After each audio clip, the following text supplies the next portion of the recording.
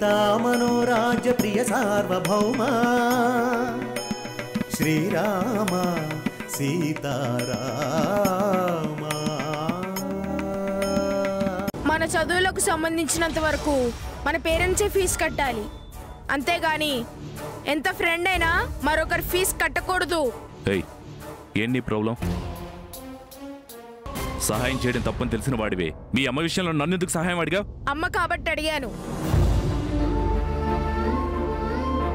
ఈ ప్రపంచంలో నేనేం చేసినా మా అమ్మ కోసమే. ఆ విషయంలో మీ మీద కృతజ్ఞత ఎప్పటికీ ఉంటుంది. నిజంగా కృతజ్ఞత ఉన్న వాళ్ళు ఎవరు ఇలా మాట్లాడరా? అంటే మీ దగ్గర సహాయం తీసుకుంటే కృతజ్ఞత ఉన్నట్ట, తీసుకోపోతే లేనట్ట. అయినా సహాయం చేశానని మీరేం చేసినా చెల్లుతుంది అనుకుంటే ఎలా? చూసావు రవి వీడి పొగరు. అయినా వీణ్ణని ఏం లాభం? వీడిలా మాట్లాడుతున్నాడంటే దానికి కారణం తల్లిదండ్రుల పెంపకం. పెంపకం మీదే పిల్లల తీరు ఆధారపడి ఉంటుంది.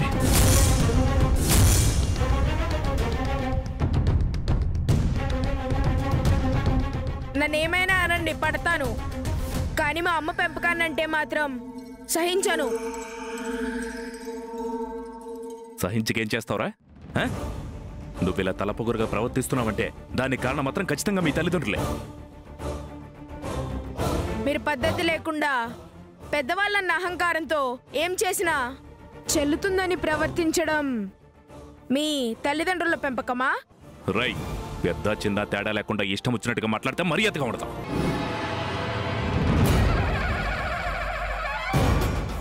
నా వైపు 1 వేలు చూపిస్తున్నారంటే మీ వైపు 4 వేలు చూపించుకుంటున్నారని మర్చిపోవద్దు.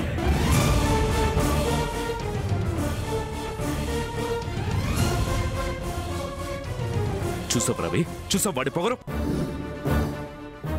అయినా వాడి గురించి తెలుసు కూడా. వాడితో నేను ఫ్రెండ్షిప్ చేశాను చూడు. నాది నాది నా తప్పు. Cool down sir.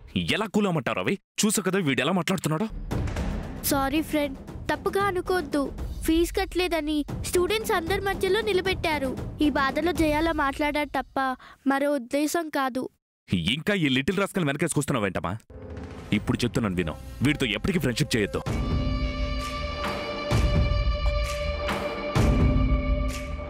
సారీ అమ్మా, వీడి వల్ల మూడంత డిస్టర్బ్ అయింది. మళ్ళీ కలుస్తాను.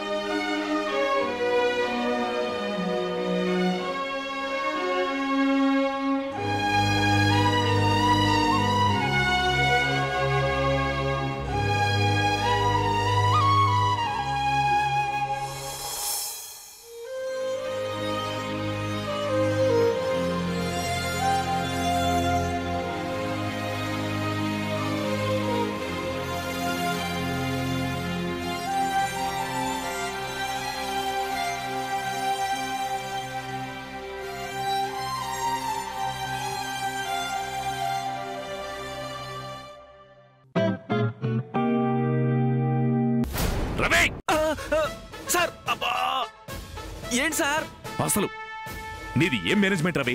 నువ్వేం చేస్తున్నావు? చెవులో దురదగా ఉంటే ఇయర్ బడ్ పెట్టి తిప్పుకుంటున్నాను సార్. ఖాళీగా కూర్చుని చెవులో బడ్ పెట్టి తిప్పుకోవడానికే మన ఆఫీస్ తీసుకుంది. వాళ్ళకి ఏం సమస్యలు ఉన్నాయో ఏం కష్టాలు ఉన్నాయో తెలుసుకోవాల్సిన పర్లేదు నీకో. ఇప్పుడు ఏమైంది సార్? ఏమైందంట రవి? పాపం మేనమ్మను చూడు ఎంత డల్గా ఉందో. కుర్చీలో కూర్చుని దేని గురించో బాధపడుతోంది. ఓహో, దానికి నన్నేం చేయమంటారు సార్? ఆ సమాధానం ఏంటి రవి? మేనేజ్మెంట్ చేసేవాడివి వాళ్ళ ప్రాబ్లమ్స్ ఏంటి తెలుసుకోవాల్సిన రెస్పాన్సిబిలిటీ లేదా నీకో? వెళ్ళి కనుక్కో.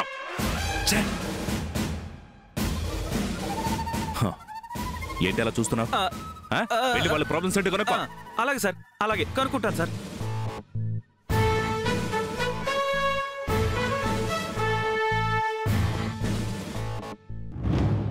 Madam, coffee. అయ్యో, మీరు తెచ్చారేంటి? మీరెందుకో డల్గా ఉంటే తలనొప్పిగా ఉందేమని తెచ్చాను. అయ్యో, నాకేం తలనొప్పి లేదండి. మరెందుకు మీరు డల్గా ఉన్నారు? ఏమైంది? యాక్చువల్గా నేనే మీతో ఒక విషయం గురించి మాట్లాడదాం అనుకున్నాను. మీరే మాట్లాడదాం అనుకున్నారా? ఏంటి మేడం ప్రాబ్లం? చెప్పండి, వెంటనే సాల్వ్ చేసేస్తాను. ఇంతకు ముందున్న ఎండి గారు ప్రతి నెల 1వ తారీఖుకల్లా శాలరీలు ఇచ్చేవారు. కానీ పోయిన నెల ఏదో ప్రాబ్లం వచ్చి మాకు శాలరీస్ ఇవ్వలేదు. అలాగే కొన్ని ఇంక్రిమెంట్స్ కూడా బ్యాలెన్స్ ఉన్నాయి. ఈలోగా మీరు మేనేజ్మెంట్ తీసుకున్నారు. ఆల్రెడీ 1 మంత్ 10 రోజులు దాటిపోయాయి. శాలరీస్ లేక స్టాఫ్ అంతా ఇబ్బంది పడుతున్నాము. ఒకసారి ఎండి గారికి ప్రాబ్లం చెప్పి శాలరీలు ఇప్పిస్తే బాగుంటుంది. అదే కదా మీ సమస్య. 2 నిమిషాల్లో క్లియర్ చేసేస్తాను మేడం. మీరు హ్యాపీగా ఉండండి. అంతేనా? ఇంకేమైనా ప్రాబ్లం ఉందా? మరేం లేదండి. ఇప్పుడే వస్తాను. ఈలోగా కాఫీ తాగుతూ ఉండండి మీరు.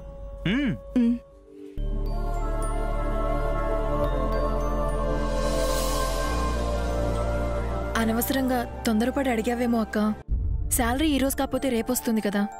ఒకవేళ ఎండి గారు ఏదైనా కోప్పడి ఆపేస్తే? నేనేం తప్పుగా అడిగాను? మనకి రావాల్సిన శాలరీస్ గురించి ఎక్స్ప్లెయిన్ చేశాను. ఏమో ఎండి గారు ఏమైనా అంటారేమో నాకు టెన్షన్గా ఉంది. ఏంటి రవి, మీనం ఎందుకు అలా ఉంది? ప్రాబ్లం ఏంటంట? లాస్ట్ మంత్ వాళ్ళకి శాలరీ ఇవ్వలేదంట సార్. ఎందుకు ఇవ్వలేదంట? అది మనకెలా తెలుస్తుంది సార్? పాత మేనేజ్మెంట్ ఏ ప్రాబ్లం వల్ల ఇవ్వలేదో మనం ఎలా చెప్పగలం? బుద్ధుందా రాస్కల్కి? పనిచేసే వాళ్ళకి శాలరీలు ఇవ్వకపోతే ఎలా? వెళ్ళు వెళ్ళు, వాళ్ళకి ఇవ్వాల్సిన శాలరీ మొత్తం క్లియర్ చేయి. వెళ్ళు. అలాగే సార్.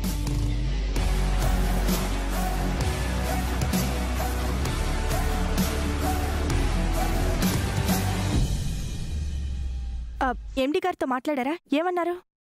మీ శాలరీస్ మొత్తం ఏం బ్యాలెన్స్ లేకుండా ఇమీడియట్ గా క్లియర్ చేయమన్నారు.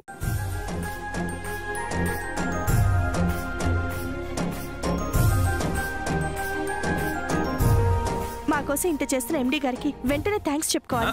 మేడం, ఏమైంది? ఆగండి మేడం. వెళ్ళకూడదు, వెళ్ళకూడదు మేడం. ఎందుకు వెళ్ళకూడదు? ఎండి గారికి థ్యాంక్స్ చెప్తే తప్పేంటి? చెప్పారు కదా మేడం, ఆయన మిమ్మల్ని చూడొచ్చు కానీ మీరు ఆయన చూడకూడదు. పర్మిషన్ లేకుండా కలవకూడదు. కలిస్తే ఏముంది మేడం? ఆయన ఏదో కోపంలో ఉంటాడు, మన శాలరీస్ అని క్యాన్సిల్ చేసేస్తాడు. సరే, మా తరఫున మీరే థ్యాంక్స్ చెప్పండి. అలా అన్నారు, బాగుంది. Thank you. మీ పనులు చేసుకోండి, నేను వెళ్ళి థ్యాంక్స్ చెప్తాను.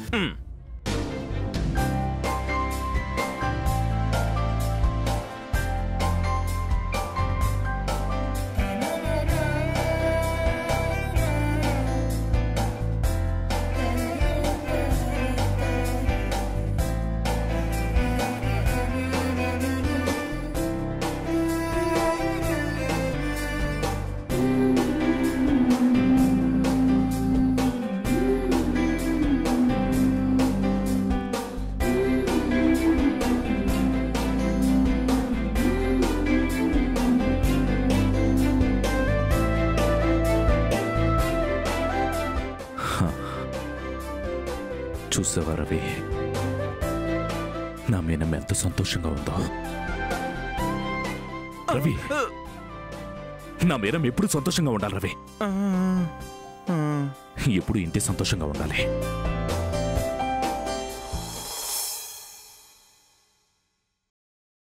Good morning sir.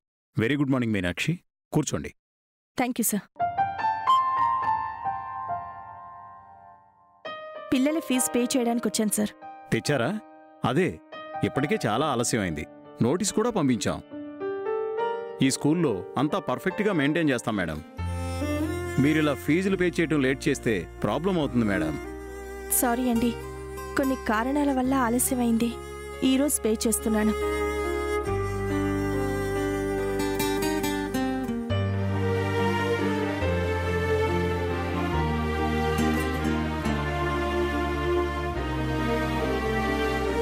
Thank you sir.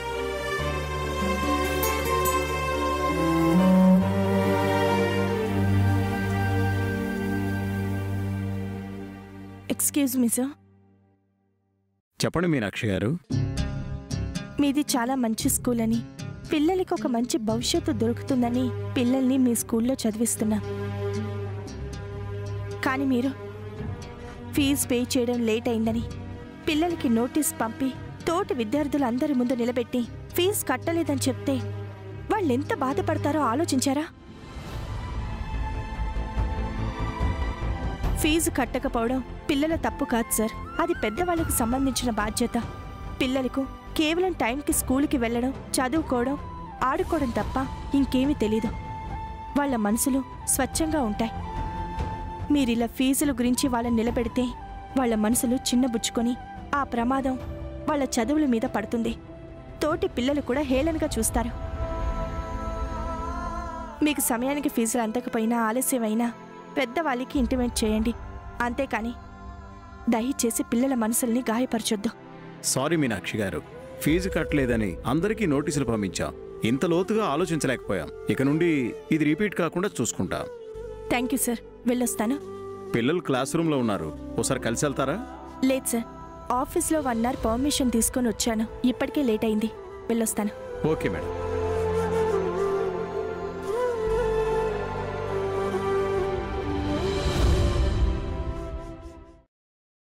Sit down. జై, స్టాండ్ అప్. అమ్మ ఇంకా మన fee కట్టలేదనుకుంటా.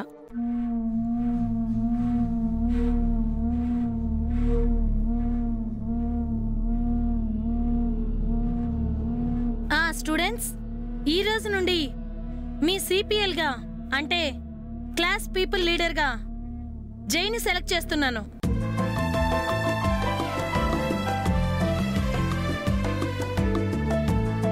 Give him a big hand.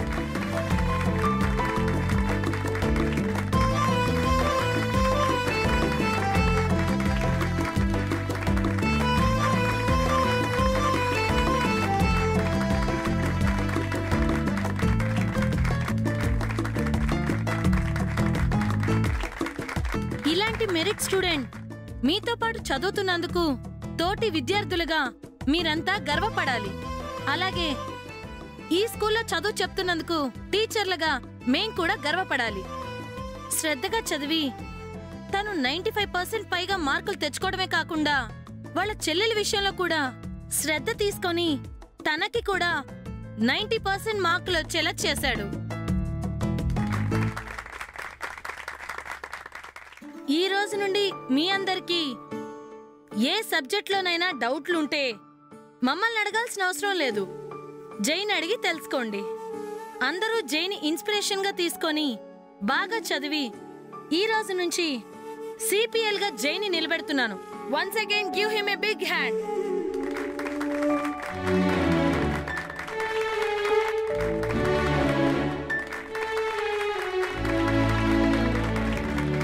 Sorry teacher, మా అమ్మకి చెప్పాను, రేపు తప్పకుండా నా ఫీజు అను ఫీజు పే చేస్తానంది. బాధపడకు జై, ఆల్రెడీ మీ అమ్మగారు ఫీజు పే చేశారు.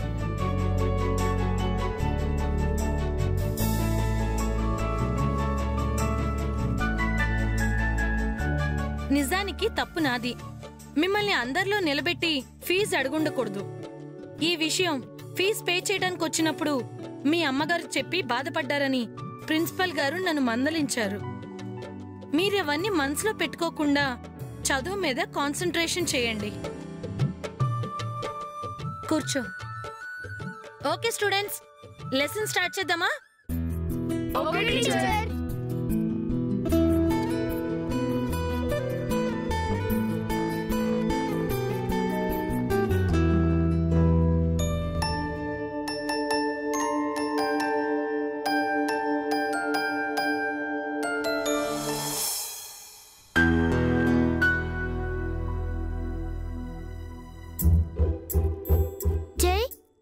ఏంటి మహాలక్ష్మి? కంగ్రాచులేషన్స్ జై. Thank you.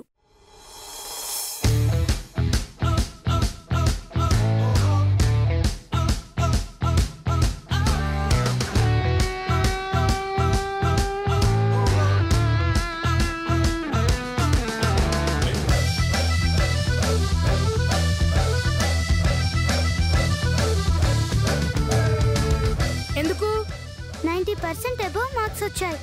క్లాస్ లీడర్ అయ్యా, అందుకే స్మాల్ గిఫ్ట్.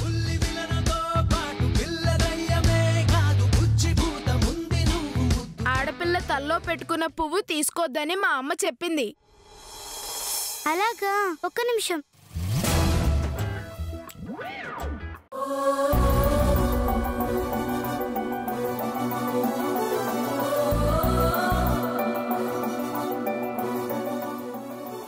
ఇది ఆడపిల్ల తల్లో పువ్వు కాదు.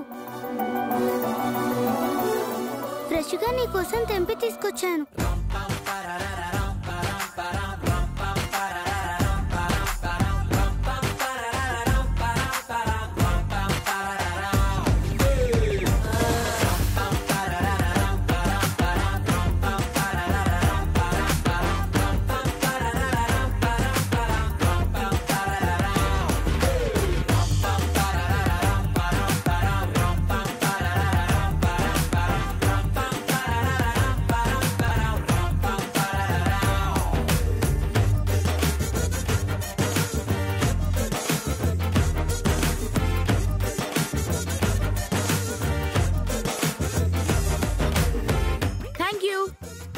థ్యాంక్స్ చెప్పడం కాదు జై, ఈ లక్ష్మితో అంతొద్దు. సరే, మహాలక్ష్మితో ఫ్రెండ్షిప్ చేస్తావా? నేను పూర్ స్టూడెంట్ కాబట్టి బాగా మార్కులు వచ్చేలా చేస్తావా? నేను నీతో ఫ్రెండ్షిప్ చేయడం అనేది నీ ప్రవర్తన మీద, నీ మాటల మీద ఆధారపడి ఉంటుంది. నచ్చితేనే ఫ్రెండ్షిప్ చేస్తాను. అంటే నేనేం చేయాలి? ఒక వారం నిన్ను అబ్జర్వ్ చేస్తాను. నీ టైం సెన్స్, చదువులోని శ్రద్ధ, మాట్లాడే విధానం. నచ్చితేనే ఫ్రెండ్, లేదంటే కట్. ఓకే ఓకే ఓకే, ఈ మహాలక్ష్మి నీకు నచ్చుతుంది. నువ్వు నాతో ఫ్రెండ్షిప్ చేస్తే చాలు. బాయ్. వెయిట్ మహాలక్ష్మి, దీన్ని నువ్వే తీసుకెళ్ళు. నీకు గిఫ్ట్గా ఇచ్చాను కదా, మళ్ళీ ఎందుకు తిరిగి ఇచ్చేస్తున్నావు? మగపిల్లాన్ని. ఈ పువ్వు నేనేం చేసుకుంటాను? నువ్వు ఆడపిల్లవు కాబట్టి ఇది నీ దగ్గర ఉండడమే కరెక్ట్. తీసుకెళ్ళు. బాయ్.